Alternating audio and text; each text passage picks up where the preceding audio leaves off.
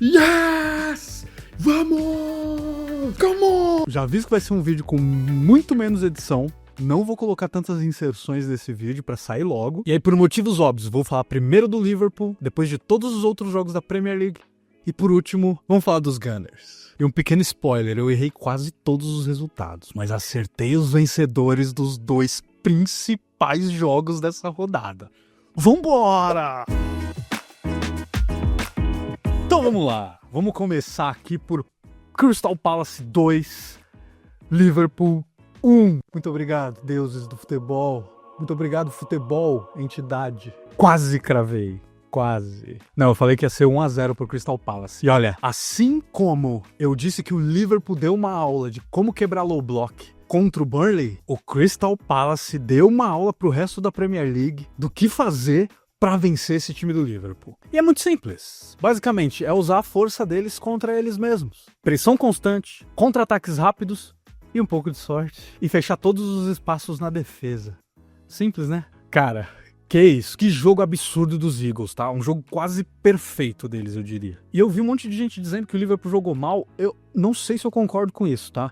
É que eu acho que o Palace jogou bem demais. Jogou bem demais. E assim, se você analisar pelo primeiro tempo, sim, aí eu concordo. O Liverpool não conseguiu entrar no jogo.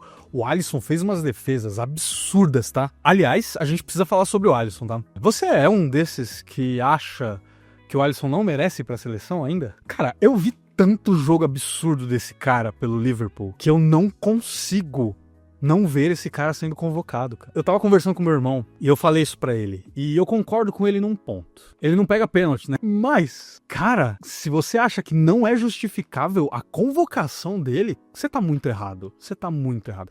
Esse cara é no mínimo top 5 do mundo, tá? Esse cara é um absurdo. E o que ele fez nesse primeiro tempo é prova disso que eu tô falando. E não é só por causa desse jogo não, tá? O Alisson vem muito bem há muito tempo no Liverpool já. Ano passado eu lembro de umas defesas absurdas dele também. E outro ponto positivo dele é que ele falha muito pouco, né? Mas assim, nesse primeiro tempo ele fez pelo menos 2 defesas absurdas. Era pro Palace ter saído com 2 ou 3 gols de diferença nesse primeiro tempo. Pra ser justo, o Henderson também fez uma defesa absurda num chutaço de fora da área do Gravenberch. Que goleiro também esse Henderson, hein? E olha aí, teve slot time, só que foi slot time ao contrário. E pra nós Gunners, teve um gostinho ainda melhor, porque foi o gol dele, da lenda do Arsenal, Eddie Nketiah. Como dizem, uma vez Gunner, sempre Gunner. E falando do Liverpool, gente, como eu disse, não é como se o Liverpool tivesse jogado pessimamente, tá? Como eu vi muito da mídia inglesa e alguns canais gringos falando que, nossa, foi uma performance absurdamente ruim do Liverpool. Cara, eu não vejo pra tanto. Não vejo pra tanto. Como eu disse, eu acho que o Crystal Palace só jogou demais. Às vezes é fácil a gente esquecer, né, que tem 11 jogadores profissionais do outro lado e que eu venho dizendo que esse Crystal Palace tá jogando muito. É um time muito arrumadinho. Mesmo perdendo o Eze, os caras estão jogando bem. Óbvio que essa foi a melhor partida do Crystal na Premier League, sem dúvidas. Mas quando você olha o segundo tempo, principalmente, o Liverpool conseguiu equiparar. Pelo menos na vontade ali. Não teve tantas chances claras, eu diria. Mas, cara, não jogaram mal. E é o que eu digo, né? Se isso é o jogar mal do Liverpool, pelo amor de Deus, quando vocês jogarem bem, o que vai ser? Óbvio, aqueles problemas que a gente tem citado que o Liverpool tinha foram mais acentuados nesse jogo. Foi a primeira vez, né, que saíram atrás no placar, demoraram pra engrenar, sentiram o golpe do gol, eu achei. Ó, até lembrei de um outro lance aqui, teve um lance do Mateta que ele deu um chutaço assim na trave que era pra ter sido mais. Mas voltando pro Liverpool, eu achei sim que no segundo tempo o Liverpool veio mais pra cima, tentou criar mais chances, criou mais chances. O Chiesa entrou bem, o Gakpo eu achei que entrou bem. Agora, alguns caras eu achei que ficaram devendo nesse jogo, tá? O McAllister parece que ainda não tá fisicamente bem, né? Não é ainda aquele McAllister da temporada passada. O Wirtz devendo mais uma vez. Salah, que eu achei que tinha voltado, mas nesse jogo, cara, teve até o lance polêmico, né? Do gol do Chiesa, que na hora, quando eu estava assistindo, eu achei que o VAR ia anular. Eu achei que sim, que ele encostou a mão na bola. Não acharia um absurdo se tivessem anulado. O Isaac, eu acho que... Eu vi um pessoal cobrando, mas eu acho que não dá pra cobrar ainda o Isaac, tá? Ele tá...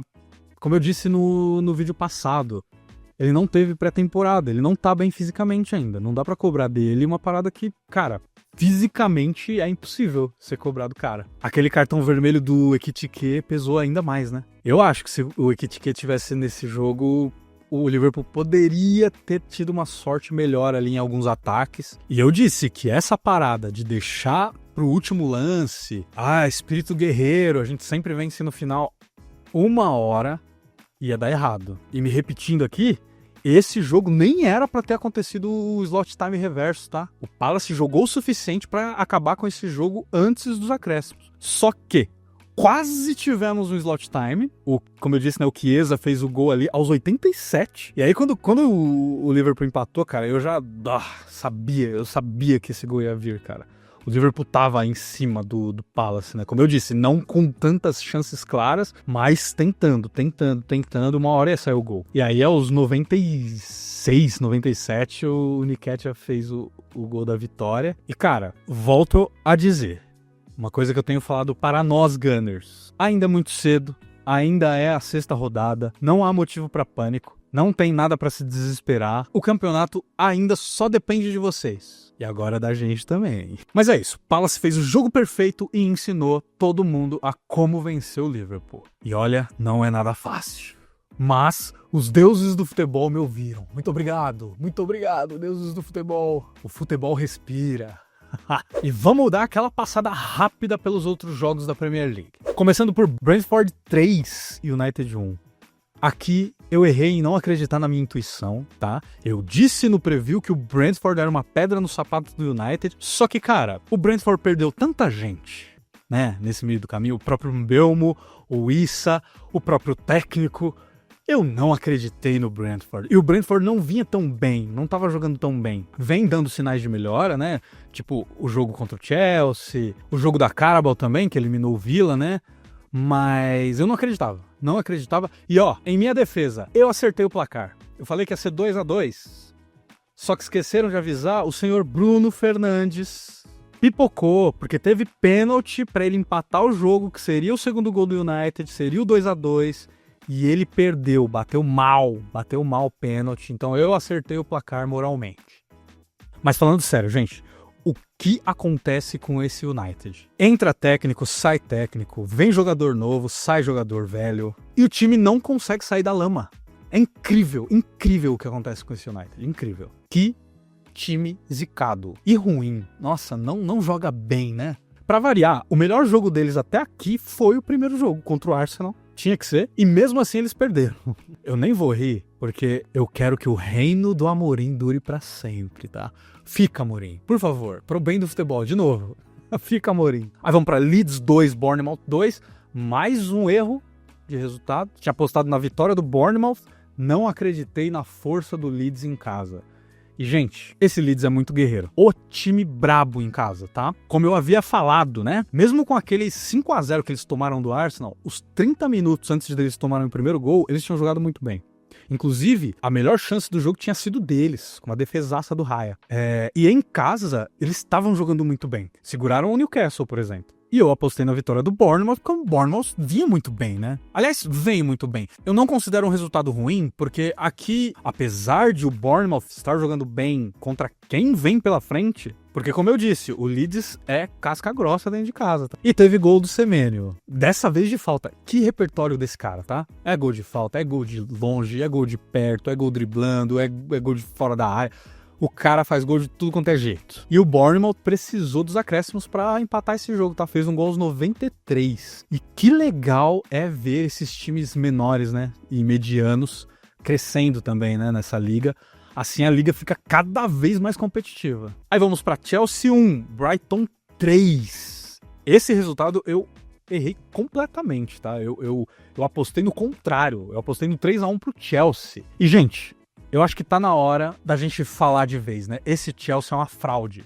É uma fraude. O Mundial realmente botou uma capa por cima de todas as fraquezas desse time, e a gente simplesmente, nossa, olha, eles ganharam do PSG, meu Deus do céu. Gente, é como eu venho dizendo aqui desde o começo desse canal, tá? Só que eu mesmo caí nesse papinho de que o time é bom. Cara, pior que no papel, é um time bom. Eu não tô entendendo o que tá acontecendo com esse Chelsea. E de novo, eu deveria ter acreditado na minha intuição. Eu falei que o Brighton cresce muito contra o Big Six. Só que, de novo, pra ser justo, o Chelsea começou o jogo muito bem, tá? Criando várias chances e tal, até que aos 23 o Enzo já fez o gol. Só que é incrível, parece que esse time do Chelsea tem o botão de autodestruição. Eles perdem pra eles mesmos. Cara, de novo, mais um jogo com um jogador expulso. Aos 48, o Chalobah foi expulso e, cara, de um jeito muito infantil também, né, meu? Cara, o último marcador, ele meio que puxou e deu embaixo, assim, no cara. Puta, não tem nem o que dizer. Expulsão. E essa falta de disciplina, eu acho que vai ser a ruína desse time nessa temporada, tá? E é um time novo, né? Vai ser difícil pro Maresca ajustar isso. E olha só, o Brighton nem jogou tudo isso, tá? Nem jogou tudo isso. Demorou pra fazer o primeiro gol, né? O gol de empate. Com o Welbeck, mais um ex-Arsenal. Empatou aos 77. E aí, de novo, nos acréscimos, um gol do Kuiper aos 92 e mais um do Welbeck aos 100 minutos de acréscimo. E olha, daqui pra frente eu não vou mais dar tanto crédito pra esse time do Chelsea, não. Vai ser uma temporada longa pro Chelsea, tenho dito isso também, né? Vamos ver o que espera aí pras próximas rodadas. Aí vamos para City 5, Burnley 1. Esse aqui eu quase acertei, hein? Só que não, eu falei que ia ser 0-0, cara. Olha que absurdo. Nesse eu fui clubista, eu confesso. Fui clubista. Acho que eu tava com raiva do nosso jogo contra o City. Mas, cara, acreditei que o Burnley conseguiria repetir aquele low block absurdo no Etihad. Puta, impossível. Mas, ó, o City nem jogou tanto, tá? Tanto que o primeiro tempo terminou 1-1. O City parecia meio desinteressado, assim. Só que sempre que chegava, ou era gol ou era com muito perigo. E aí, Doku jogando muito bem, o Oscar Bob jogando muito bem. Pra variar, o Haaland fez 2 gols. E cara, não dá. O Burnley só quase conseguiu segurar o Liverpool por causa do low block total, né? E eles não conseguiram repetir isso fora de casa, como eu disse. Seria complicado mesmo. Eu que fui clubista e quis um 0-0. Mas não deu para o nosso pequenino Burnley. E uma outra previsão que tá se encaminhando para eu errar foi que o Haaland não seria artilheiro dessa Premier League, né? Vamos ver. Ainda tem tempo, mas tá com cara que vai ser o Haaland de novo, né? Aí vamos para Forest 0, Sunderland 1. Vamos, Black Cats! Cara, que início de temporada dos Black Cats.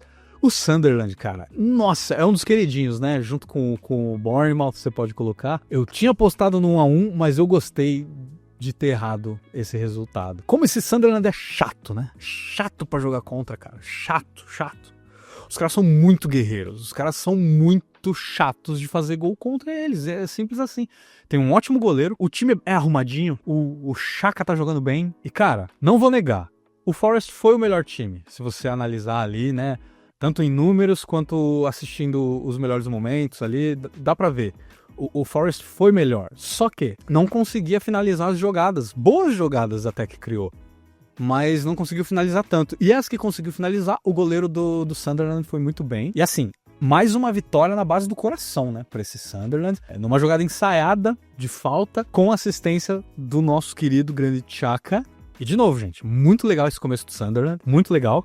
E esse goleiro do Sunderland não vai ficar no Sunderland ao fim dessa temporada, tá? Alguém grande vai vir atrás desse goleiro. Bom goleiro. Seguimos para Tottenham 1. Wolves também 1, esse aqui também errei completamente. De novo, eu dando mais crédito do que os times merecem, né? Eu falei que seria 4-1 pro Tottenham. Em minha defesa, o Wolves vinha péssimo. Mas, de novo, não confiei na minha intuição. Eu falei na prévia, eu falei, será que dá pro Wolves? O Wolves vem embalado, foi bem na Carabao Cup. Pois é. E olha, foi um jogo pra empate mesmo, tá? Foi um jogo para empate. Diria que o primeiro tempo foi do Tottenham, com muito mais chances de fazer o gol do que o Wolves, e o segundo tempo foi mais do Wolves. O Wolves também criou bastante chance, mas, de novo, puxando os números, os dois times acertaram o gol só 3 vezes. Então, foi um jogo parelho, né? Em número de finalizações, em número de chutes certos, né, no gol. E olha só, o Wolves abriu o placar, tá? Aos 53, um gol feio pra caramba. E pra mim, mais uma falha do Vicário, tá? Que tentou rebater a bola ali, pegou meio errado. Era só ele encaixar, gente. Era só ele segurar a bola. Mas não, ele quis rebateu errado lá e foi um bate-rebate, gol do Wolves. E aí aos 93, um gol do Palhinha, aliás, um golaço, tá? Chute fora da área, no cantinho. E os Spurs se complicando sozinho, né? Mais uma vez, não consegue matar o jogo, né? Estranho esse time dos Spurs. De novo, vamos ver o que espera aí pro resto da temporada, mas também estão oscilando muito. Não tanto quanto o Chelsea, né? Mas vamos ver. O Thomas Frank é um técnico muito bom. Eu acho que ele arruma esse time ainda antes da metade da temporada. Aí vamos para Aston Villa 3, Fulham 1. Esse eu errei completamente também. Apostei na vitória do Fulham, que também, em minha defesa, vinha jogando muito melhor do que o Aston Villa. Aston Villa mal. Jogando mal. Só que, cara, o Fulham começou muito bem esse jogo, tá? Inclusive fez o primeiro gol aos 2 minutos e veio muito pra cima do Villa. E olha só, teve um lance muito polêmico, tá? Um chute de fora da área do Fulham. E o cara pulou assim, abrindo o braço e bateu no braço. Cara, pra mim, isso é pênalti, tá? Porque não teve desvio em nada. Foi direto na mão do cara e a bola tava indo em direção ao gol. Não entendi por que não deram pênalti. Aliás, essa rodada foi ridícula de arbitragem, tá? A gente vai entrar nisso quando eu for pro jogo do Arsenal. Mas o Villa não tem nada a ver com isso. Foi pra cima. O Watkins saiu da seca, né? Fez um gol. Aí o McGinn virou no segundo tempo. Depois o terceiro do Buendia. Pô, eu achei que a arbitragem interferiu diretamente nesse resultado. Fora isso, o Fulham ainda jogou bem, perdeu uns gols ali que, cara, teve um gol que eles perderam sem goleiro, mas parece que o Villa deu uma acordadinha, né? Vamos ver se o Emery consegue fazer esse time jogar finalmente, né? Não sou lá muito fã do Aston Villa, principalmente por causa dos últimos anos, mas é um bom time. Deveria estar jogando mais do que está jogando. E finalmente venceu a primeira na Premier League. E aí o último jogo da rodada foi Everton 1, West Ham também 1. Esse, mais um erro meu, apostei na vitória do Everton, mas de novo, em minha defesa, o West Ham vinha muito mal. Oscilando, né? Oscilando muito. E o Everton jogando muito bem. E nesse jogo, o Everton jogou muito bem.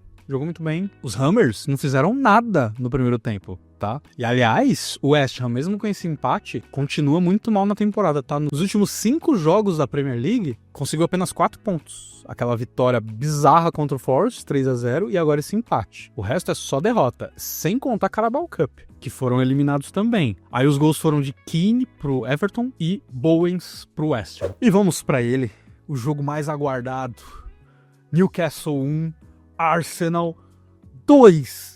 E galera, não acertei o resultado, mas acertei o vencedor. É pra momentos como esse que a gente torce, né? Que não se repita, que a gente consiga vencer o jogo dentro dos 90 minutos, por favor, porque o meu coração não vai aguentar. Mas, que vitória! Que vitória, que jogo, que luta, gente, que luta. De novo, indo pro St. James Park, nosso retrospecto era péssimo, dos piores que a gente tem, tá? Pra vocês terem uma noção, desde que o Arteta chegou, o único time que a gente perdeu mais fora de casa foi o City. A gente perdeu 5 vezes no Etihad, contra 4 no St. James Park. Olha que absurdo. E olha só, eu não gosto muito de usar os números em futebol. É um jogo para além dos números, mas aqui eu vou usar pra gente entender, pela lógica, o que a gente viu em campo. Uma performance muito melhor e muito mais dominante ofensivamente. Olha só, 20 chutes contra 8 do Newcastle, 7 chutes a gol contra 3, 64% de posse de bola, 495 passes trocados, 81% de precisão nos passes. Cara, a gente só perdeu nas faltas, que eles fizeram menos faltas do que a gente. Isso é absurdo, gente. Olha a dominância do time. E ainda tem essa nova estatística, né, que o pessoal usa muito, que é gols esperados. A gente teve 2.04 contra 0.61. Isso quer dizer que a gente foi muito mais ameaçador do que eles no ataque. E, gente, isso é muito legal de ver, principalmente no St. James Park. E o Newcastle ainda tinha a melhor defesa do campeonato antes desse jogo, tá? Isso é enorme, gente, é enorme. Aí nossa escalação com um time muito melhor. Eu sei que a mudança é mínima, né? A gente praticamente trocou um jogador, mas a diferença foi gigante na criação e na fluidez do time. Então a gente entrou com Raya no gol, Timber, Mosquera, o que me impressionou, não achei ruim, Gabriel, Calafiori, Zubimendi, Rice, e aí sim, finalmente, Eze de 10. E aí com Saka, Gyökeres e o Trossard. Eu teria entrado com o Martinelli, mas eu não desgostei do jogo do Trossard, não. Trossard jogou bem esse jogo. E como esperado, né? Um meio com mais criatividade gera mais criatividade. Não me diga! Olha só, né? Que gênio! Mas o Eze jogou muito bem e teve boas oportunidades pra fazer o gol, tá? É que o Pope tava muito inspirado nesse jogo. Ele pegou 2 só do Eze, que, cara, defesaças, assim. Que, aliás, pra mim, mesmo perdendo o jogo, foi performance de jogador da partida, tá? Jogou demais o Pope nesse jogo. E voltando pro meio rapidinho. É claro que um meio forte te garante mais segurança. Mas, cara, eu não senti que a gente perdeu o meio campo em nenhum momento nesse jogo. A gente jogou muito bem. É claro, a gente dependeu de performances absurdas, por exemplo, do Rice. Achei que o Zubimendi jogou muito bem também. Mas, antes de tudo, a gente, infelizmente, precisa falar da arbitragem, tá? Eu já tava preparando, durante o jogo, um discurso completamente atacando esse árbitro. Ainda bem que a gente ganhou, mas precisamos falar dessa arbitragem terrível. Eu já falei pra vocês aqui no canal. Ganhando ou perdendo, a gente tem que ser justo. Péssimo, foi horroroso, foi terrível. Raramente eu vi a arbitragem tão ruim igual a desse jogo. Foi pênalti sim no Gyökeres. Gente, eu vi uma galera tentando defender que o Pope pegou a bola primeiro. Galera, pegar a bola primeiro não te dá o direito a levantar o jogador depois. Falta é falta. E foi falta. Eu vi uma galera falando que ele mergulhou. Galera, vejam o replay. O joelho do Pope bate no joelho do Gyökeres. Claramente, o joelho do Pope vai pra trás totalmente. Por quê? Por causa da ação do próprio Pope. Eu realmente não entendi. Ainda piora a situação. O próprio Arteta falou isso depois na coletiva. Ele falou, gente, o VAR, desde que o VAR chegou, eles vêm com um discurso dizendo, se for uma ação de erro claro, a gente vai interferir. Isso foi um erro claro do juiz, dar um pênalti numa falta dessa. Em qualquer outro lugar do campo, aquilo seria falta. Pelo amor de Deus, gente. Pelo amor de Deus. E pra manter a justiça, eu não teria achado um absurdo se tivessem dado o pênalti no lance do Gabriel, tá? No lance da mão do Gabriel. Nesse sim, dá pra você argumentar. Que acho que foi o Elanga, né? O Elanga vem, leva pro lado e chuta em cima do pé do Gabriel, a bola resvala e bate na mão. Só que o Gabriel tava com a mão alta, né? Então, se ele tivesse dado pênalti, não teria sido um absurdo. Sabe, um erro anula o outro agora? Cara, tem que acertar. Tem que acertar. Pra vocês verem como foi uma rodada terrível pra arbitragem. Vejam um lance do jogo do Chelsea. O Chalobah pega primeiro a bola e depois ele faz a falta no cara. Ele foi expulso, gente. Foi falta e ele foi expulso. E aqui não foi pênalti. É bizarro. É bizarro, tá? Pra mim, inadmissível não ter sido pênalti isso aí. Ridículo. Teria saído melhor ele dar os 2 pênaltis. Pronto. Acabou a discussão, mas não. Parece que eles querem essa discórdia, né? Entre os fãs. Mas ó, se esse cara nunca mais apitar um jogo do Arsenal, eu vou agradecer. Que árbitro péssimo. Péssimo, horrível. Mas vamos voltar pro jogo. Foi uma batalha, como esperado. Mas eu não achei que a gente ia dominar tanto o jogo, como a gente dominou. Principalmente no primeiro tempo. Como eu disse na prévia, eu achei sim que a gente ia dominar mais, que a gente ia criar mais, com o Eze no meio. Só que eu não esperava tanto. Como foi legal ver o time jogar mais pra frente. E assim, eu diria que todo mundo jogou bem. Todo mundo jogou bem. Até o Mosquera, coitado, que acabou saindo no intervalo, né, pelo erro dele. Acredito eu que pelo erro dele, mas ele tava tendo um jogo um pouco nervoso. Mas até aquele lance bizarro, né, que ele tentou recuar pro Raya e deu o escanteio que gerou o gol do Newcastle, eu achei que ele tava bem. Achei exagero na hora, mas depois se provou a ação correta do Arteta, né? Ter tirado ele, colocado o Saliba. Entrou bem, apesar de no primeiro lance dele ele ter errado ali o tempo da bola. O Voltemade quase fez o segundo gol, mas tava impedido de qualquer forma ali, acho que o Murphy tava impedido. Mas eu vi que tentaram colocar a culpa do gol no Mosquera, só que, gente, foi culpa 100% do Gabriel, tá? 100% do Gabriel. O Voltemade encostou a mão no Gabriel, o Gabriel se jogou. O Gabriel precisa parar com essa mania. De qualquer encostada nele, ele se joga no chão. Cara, ainda mais com uma arbitragem esquisita dessa, não faz isso, cara. Não confia na arbitragem. Segue o jogo. Ele tava na frente do Voltemade. Se ele tivesse pulado normal, disputado, eu acho que ele teria ganhado na cabeçada. Mas não, preferiu se jogar. E, cara, ridículo isso. Mas aí, entra em ação de novo o nosso banco espetacular. Espetacular, né? Entraram Merino, nosso atacante reserva. Cara, desculpa, eu fico brincando que ele é um atacante, né? Mas olha isso. E sim, eu critiquei ele no último review pela falta de objetividade que ele vinha tendo nos últimos jogos. E eu não retiro o que eu disse não, tá? reveja esses jogos e vai ver os lances do Merino. Ele pegava a bola, girava e tocava pra trás. Pegava a bola, girava e tocava pra trás. Só que, cara, quando ele entra no time que já tem criação e que o time tá nessa pegada mais ofensiva, ele é muito bom, né? Ele é muito bom pra invadir o espaço. Ele é muito bom como homem surpresa, pra vir do meio, como eu disse, atacar o espaço dentro da área. E dessa vez, num cruzamento magistral do Declan Rice, ele consegue ali de cabeça no cantinho, sem chance de defesa, um ótimo gol. Porque foi uma jogadinha construída, né? A gente tentando ali amassar o tempo todo com o Odegaard muito bem no nascimento da jogada. Aliás, ele entrou muito bem, né? Faltando 10 minutos, controlando o jogo, encontrando passes, mantendo o time nessa pegada ofensiva, né? Como eu disse, mantendo o time pressionando lá na frente. E entrou bem. Entrou bem. Eu acho que estamos prestes a ver a volta do nosso capitão e a gente vai precisar muito dele pro resto da temporada. E como eu disse no caso do Martinelli, que fez muito bem pra ele, né, essa competição por posição no time, parece que vai fazer bem pro nosso capitão, porque, cara, deu muitos sinais nesse jogo de que ele tá voltando pra fase boa, cara. Porque voltando de lesão, num jogo tão duro, né, tão complicado como esse, e entrar bem como ele entrou, como se não tivesse acontecendo nada, assim. Entrou calmo,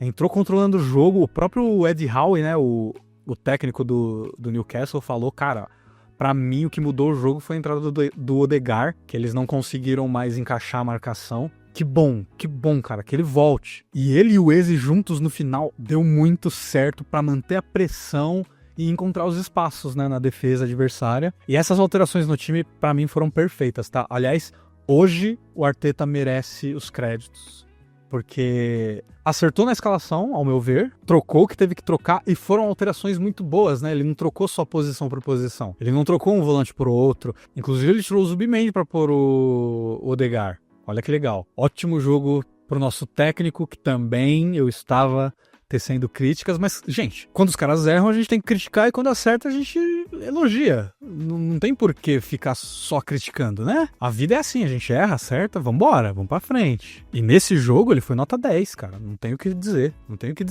De novo, as substituições bem feitas impactaram o jogo. E os meus destaques da partida, apesar de novo, achar que o time inteiro jogou muito bem, vamos lá. Eu vou com o Rice, que jogou demais. Me lembrou o Rice da temporada passada nos seus melhores jogos. Roubou muita bola, fez interceptação, comandou o meio do campo, atravessou as linhas correndo, deu passe, quase deu uma assistência pro Trossard no primeiro tempo. Ele fez um bloqueio num contra-ataque do Newcastle. Cara, tá louco. Correu o campo inteiro e ainda bloqueou, acho que era o Murphy, no contra-ataque. Jogo quase perfeito do Rice. E ainda deu assistência, tá? Dá pra falar que foi um jogo perfeito. Não errou nada, né, nesse jogo. Então, o Rice, o pivô dele com o Zubimendi funciona muito bem, né, quando os dois estão bem. E, aliás, o Zubi jogou muito. Era pra ele ter dado uma assistência no segundo tempo pro Timber, olha aí. O Timber apareceu meio que de surpresa no meio da área, numa jogadinha que lembrou os tempos bons de Arsenal, tá? Uma tabelinha ali na entrada da área, ele viu a movimentação do Timber, colocou por cima da defesa e, cara, se não fosse mais uma defesa absurda do Pope, teria sido um golaço do Timber. Timber, aliás, mais um jogo muito sólido do nosso camisa 12. Cara, esse Timber joga muita bola. O cara não cansa e aparece no campo inteiro, no ataque, na defesa. Jogadoraço, Timber. O Eze, e se você assistir o jogo, você vai entender o que eu quero dizer. Ele não precisa tocar tanto na bola, né? Você percebeu isso? O máximo que ele fazia ali era dar uns dribles curtos e já liberar a bola, um domínio e chute, ou chute de primeira. Ele vai fluindo. É isso que ele faz, ele deixa o time fluir. E, cara, ele não pode mais sair do time, tá? Depois desse jogo, então, ele não pode mais sair do time. Quase fez o gol dele, né? Num desses chutes de primeira. Pra variar, o Pope fez defesaça, né? Nos 2 chutes que ele deu. E os reservas, né? O Merino e o Odegaard. Entraram muito bem. Um com gol, o outro com assistência. E eu reitero aqui, o Merino, quando você já tem a criação funcionando no time, é um jogador muito bom, tá? Ele é muito técnico, né? E ele simplesmente acerta o gol, né, mano? Não importa de onde ele tá. ele vai acertar o gol. Mais um gol importante aí para a carreira do Merino, que é ex-jogador do Newcastle, olha só. E o Odegaard que entrou dominando o meio, com aquela cadência que só ele consegue proporcionar quando ele tá bem, né? Também faz o time funcionar e manteve a pressão alta ali no Newcastle. Que seja mais um recuperado de lesão e de fase, assim como foi o Martinelli. E olha só, gostei do jogo do Gyökeres, tá? Como eu disse que eu não gosto de número, né? Se você for olhar os números dele, ele não tem números bons nessa partida. Inclusive a nota dele foi baixa e tal. Mas ele lutou demais, se movimentou muito, tentou o tempo todo. Teve um lance bizarro dele com o Lascelles. O cara meteu a mão na cara dele, derrubou, tentando derrubar ele no chão, ele não caiu. Era pra ter ganhado o tal pênalti, né? Foi ele que driblou o Pope. E provavelmente ele faria o gol, porque ele raramente perde gol de pênalti. Mas principalmente fora da bola. Jogou muito. Como eu disse, a movimentação dele foi muito legal. A luta dele contra os zagueiros, sempre lutando ali, tentando achar o espaço. De novo, deu pra perceber várias vezes ele correndo pelo flanco, ele tentando invadir a área e ninguém dava aquele último passe. Mesmo com o Eze, a gente ainda não pegou o jeito ainda do Gyökeres, mas foi um jogo melhor, eu achei, dele. E teve uma coisa legal que ele fez nesse jogo que ele não tinha feito antes, que é o pivô, né? Ele fez o pivô várias vezes, jogando de costa pro gol, tentando ajeitar ali pros companheiros, fazer uma tabela. Cara, foram só momentos. Eu acho que quando ele entrosar com o time, isso vai funcionar de um jeito tão bom, porque o Eze gosta de bater de fora da área. E imagina, ele servindo de pivô, rolando de volta pro Eze, o Eze faz a tabelinha com ele devolve no Eze, o Eze chuta de fora da área. Cara, vai ser lindo isso. E teve um lance que ele dominou a bola dentro da área. Se o Joelinton não põe o joelho, seria um golaço do Gyökeres, tá? Mas é isso, bom jogo do nosso Viking, que continue melhorando, os gols vão vir. E o último destaque é o Big Gabi, né? Querendo ou não, foi de vilão a herói, anti-herói. Anti-herói eu já explico por quê. Ele fez o gol que nos deu a vitória, né? Aos 97 minutos. Eu comemorei igual um maluco, mas sendo justo de novo, depois eu vi o lance polêmico que teve com o Voltemade. E, gente, pra que ele fez aquilo? Me expliquem por que ele fez aquilo. Ele deu com o braço assim, ó, quase no rosto do Voltemade. Pelo que eu vi, parecia disputa por espaço, mas ele tava com o braço muito no alto. E aí, de novo, com essa arbitragem horrível, esquisita, péssima, tendenciosa. Tendenciosa não, né? Errou pros dois lados. Mas péssima arbitragem, você não arrisca esse tipo de jogada infantil, gente. Porque ele fez isso praticamente logo após o gol do Voltemade. E acho que ele ficou com raiva, sei lá. Mas ele arriscou uma expulsão à toa. De novo, arbitragem péssima. VAR péssimo. Porque depois eu vi que parece que o VAR não interpretou como agressão. Bom pra gente? Sim. Mas se tivesse interpretado, eu olharia e falaria, pô, Gabriel agrediu o Voltemade. Cara, que... Mas, como eu disse, ele fez o nosso gol da virada. Então, destaque pro Big Gabi. É isso, galera. Agora é manter o simples, manter esse time. Dá pra fazer algum mesh aqui e ali, né? Entrar com o Odegaard, entrar com o Eze, ou botar o Eze na esquerda, o Odegaard de 10, ou como aconteceu no final desse jogo, dá pra entrar com o Odegaard de 8 e o Eze de 10.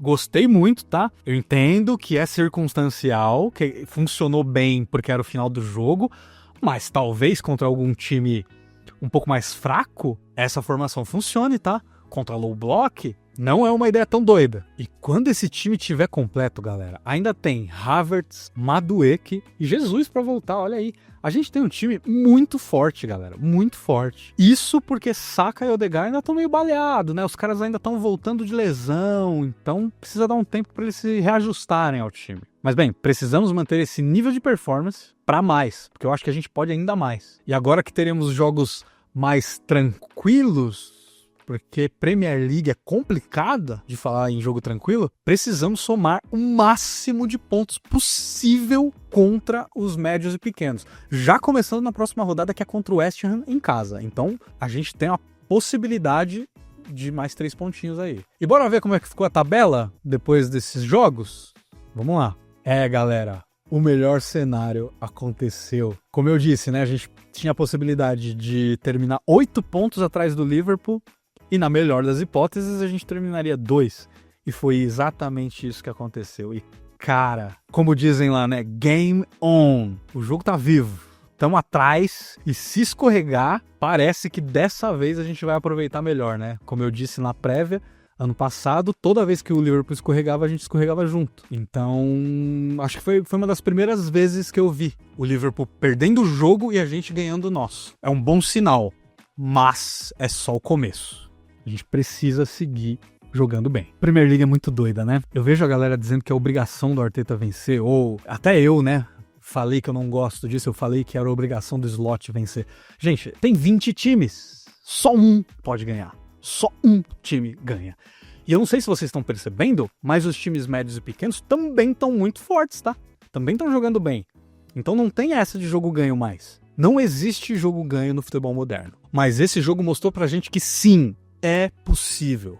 É possível, gente. É difícil, mas é possível. Não é impossível. Futebol não é preto e branco. Não é um esporte lógico. Acontecem coisas bizarras. E vão acontecer muito mais coisas bizarras. Faltam 32 jogos, gente. Vamos com calma. Deu uma empolgada? Confesso, deu. Mas repito, faltam 32 jogos. Vamos jogo a jogo, tentando somar o máximo de pontos possível. E você viu que legal? Essa rodada também teve muito time fazendo gol depois dos acréscimos. Olha aí, Arsenal, Brighton, Crystal Palace, o próprio Tottenham, né, empatando no final do jogo. Doideira. E até essa rodada tinha 2 sacos de pancada só, na minha opinião. Que era o Villa e o Wolves, né? E os dois conseguiram um resultado um pouquinho melhor, olha aí. Acordaram, parece. E agora só temos um time invicto. O Liverpool estava 100%, né, no campeonato, perdendo esse jogo pro Palace.